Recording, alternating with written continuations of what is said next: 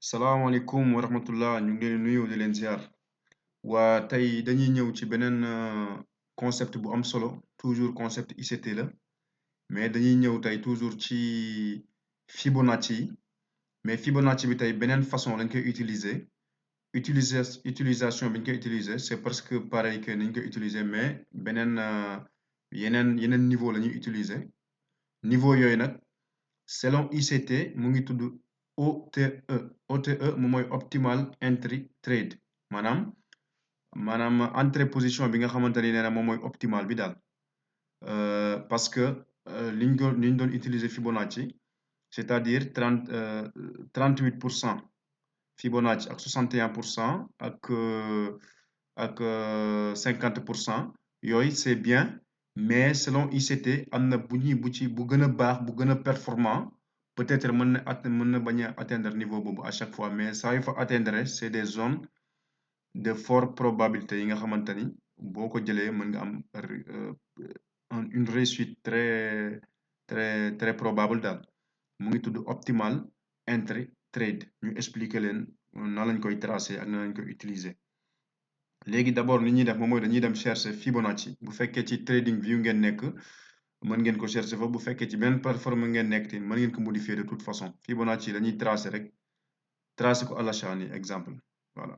du bas en haut léegi ñun Fibonacci d'habitude niñ ko doon utiliser moom mooy zone yi nga xamante ni mooy entre 38 2 ak 61% Fibonacci ak 61% Fibonacci zone yi nii moom la doon utiliser pour retracement de Fibonacci voilà léegi nag diggante bi xam nañ ni kon moom mooy 50% yi voilà comme ça exemple tey buñ doon niñ ko expliqué woon c'est toujours valable ba léegi parce que am na stratégie yoo xamante ni tamit ça marche super bien avec retracement du Fibonacci 38 50 61 Fibonacci donc ni ñu ko expliqué woon moom mooy si on a des rebonds sur les 38% Fibonacci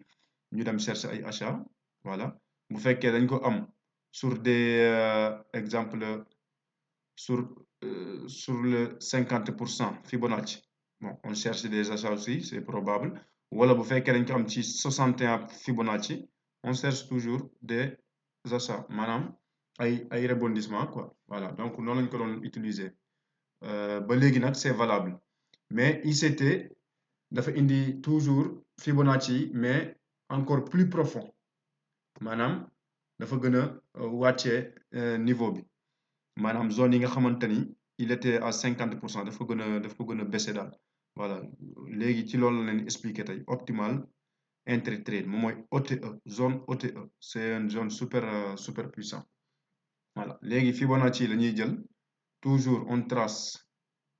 du plus haut au plus bas maanaam dans ce cas là si comme ay achat la ñuy def quoi exemple voilà mais li ma ci soxla rek moom mooy ñu am Fibonacci pour ma expliquer leen léegi Fibonacci boo ko jëlee dañ koy modifier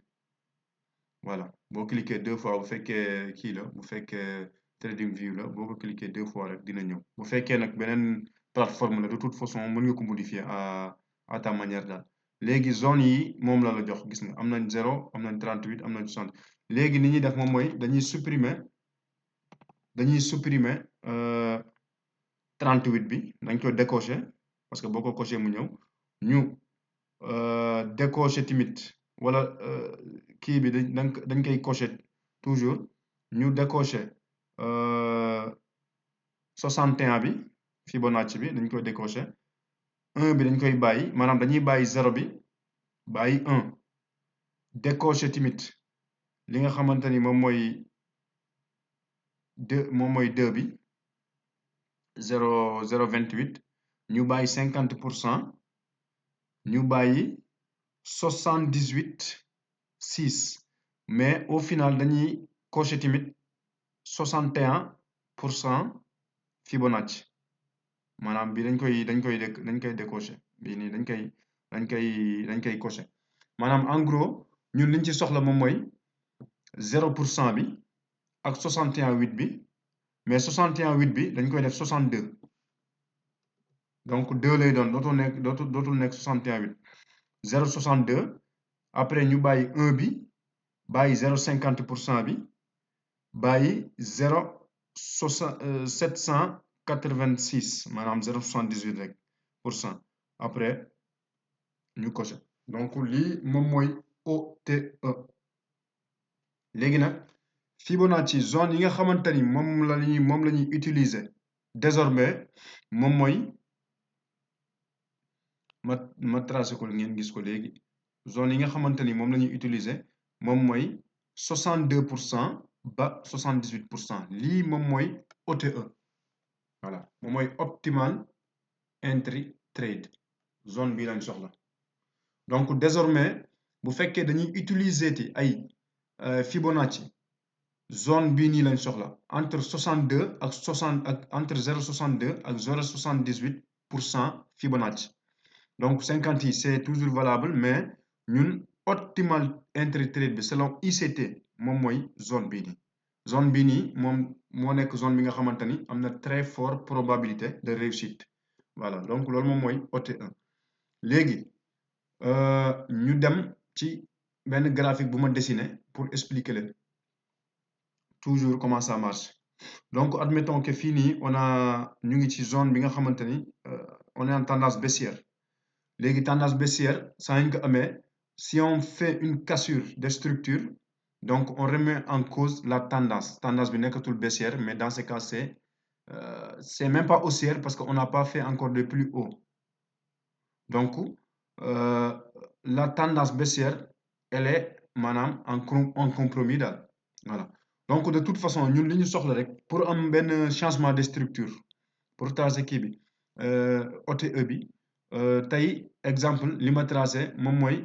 genre benn range la mais range yi saa yu ko gisee zone bii nii liquidité la moom la ñuy wax kii buy side liquidité bii moom mooy sell side liquidité xam naa dinaa ñëw ci beneen vidéo ci la mooy buy side liquidité ak la mooy sell side liquidité lii daal liquidité à l'achat la bii liquidité à la vente donc il faut liquider les deux zones pour pouvoir partir donc fii nii on était en tendance baissière parce que on a cassé du plus bas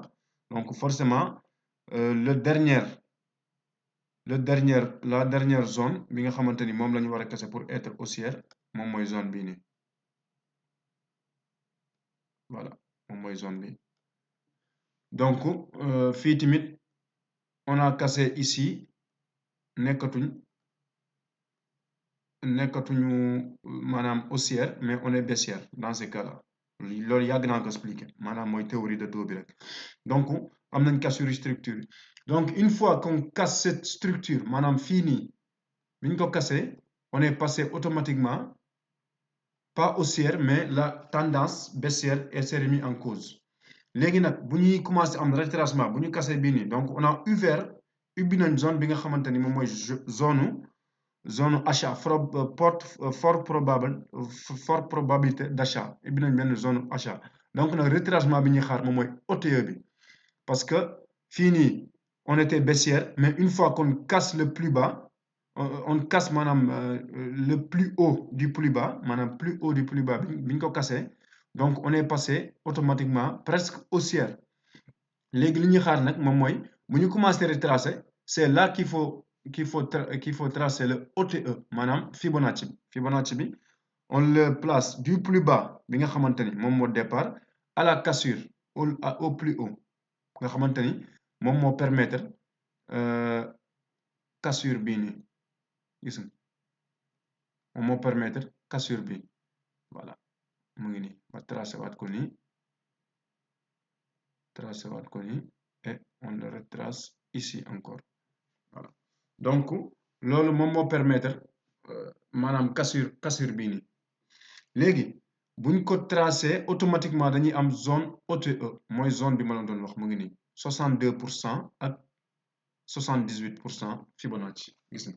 moo nekk nii donc zone bii nii moom mooy zone bi nga xamante ni c'est à très forte probabilité d'achat même à la vente ça va être la même chose voilà donc fii nii par exemple mën nga fi jël benn position longue mooy nga dugg bu la neexee nga dugg à partir du 62% Fibonacci yéegal zone bi donc stop bi fi nga koy wàccee rek si par exemple wóolu nga sa stratégie mën nga ko wàccee jusqu'à niveau 62 maanaam ba mu gën a wàcc tuuti 62% 68% bi wala bu fekkee tu es un trader conservatif maanaam nga wàccee ko maanaam du plus bas maanaam ci zone bi nga xamante ni moom moo gën a bas comme ça si le stop ça veut dire continuation des tendances bi dafa war a nekk tendance baissière voilà s'il ne le casse pas ça veut dire dafa war a nekk tendance haussière donc nga yéegal niveau bi boo ko yéegalee fort probable d'achat mu ngi nii tu vas faire du TP largement donc mu ngi noonu donc lii moom mooy li nga xamante ni moom mooy OTE bi zone baa ngi nii moom mooy 62% ak 78% Fibonacci donc ça c'est pour une li nga xamante ni moom mooy changement de structure exemple mais bu fekkee continuation de structure lañ am tamit ça va être la même chose xam nga fii nii la tendance def na haussière parce que on a fait plus haut plus bas encore plus haut donc on a fait une cassure encore ici gis nga cassure de structure encore donc la tendance est la montée léegi bu ñu defee cassure bi nii la tendance est la montée qu'est-ce que tu vas faire encore nga retracer la même chose Fibonacci bi xaar zone OTE gis nga exemple fii nii dans ce cas-là tu attends la zone OTE c'est ici à partir de 68% Fibonacci donc mu ngi noonu 68 jusqu'à 70 62% jusqu'à 78 Fibonacci gis nga ça va rentrer encore ci même zone bi toujours booy jël sa position longue tu vas faire la même chose nga rentrer d'ici non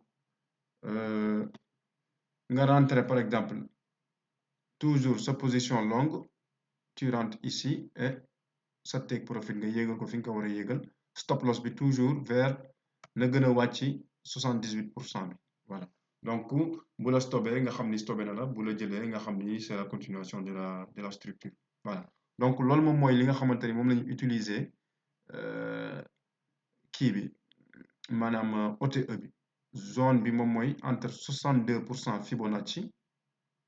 entre 62% Fibonacci et 78%.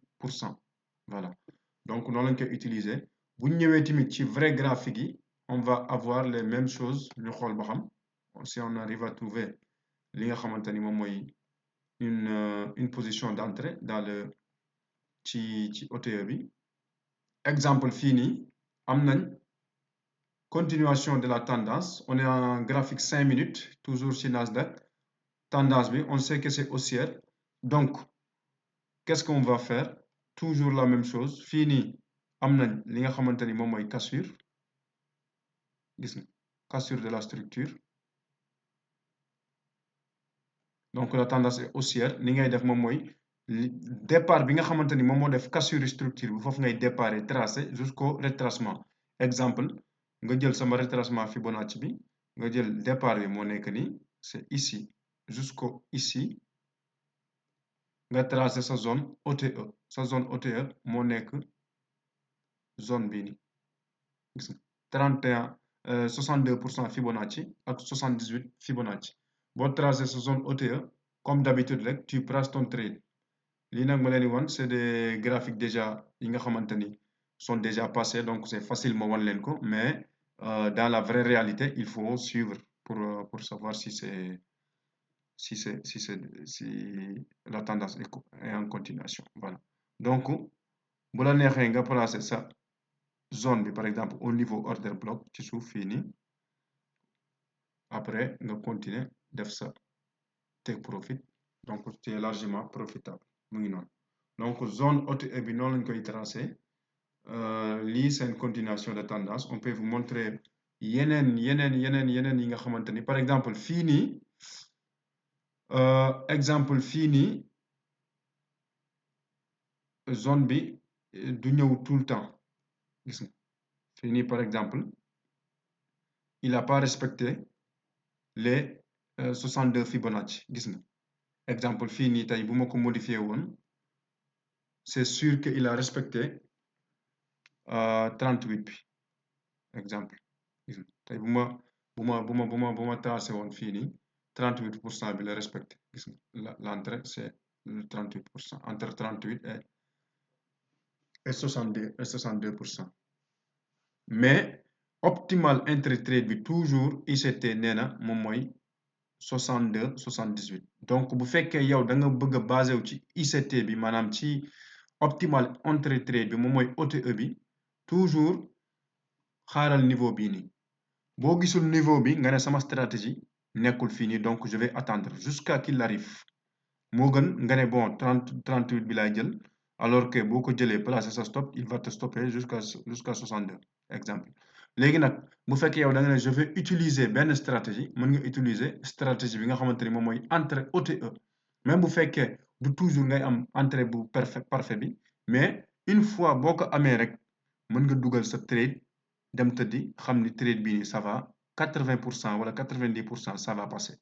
gis nga optimal entry trade moom mooy fii nii voilà donc loolu moom mooy tey explication luy OTE niñ koy tracé yomb na Fibonacci ngay tracé boo ko Fibonacci ngay modifier boo ko modifier nga dindi 38 bi de maanaam 0 bi ngay bàyyi 62 bi bàyyi 1 bàyyi 50% 50% c'est juste psychologique bu la neexee sax nga dindi ko ak 78% voilà donc bu ñëwee yow nga boo tracé sa Fibonacci nga tracé sa zone 60 boo tracé sa zone bi sax bu la neexee nga supprimer Fibonacci bi xaar si le trade bu trade bi wàccee ba ci 78% 62% Fibonacci nga jël ko continuer sa def continuation achat bu fekkee tamit wàccut c'est pas grave dafa wàcc ba 38% Fibonacci nga ne garaawul trade bii nii dama koy louper parce que il a pas respecté ma stratégie de OTE voilà donc il faut toujours être discipliné boo bëggee être rentable dans le trading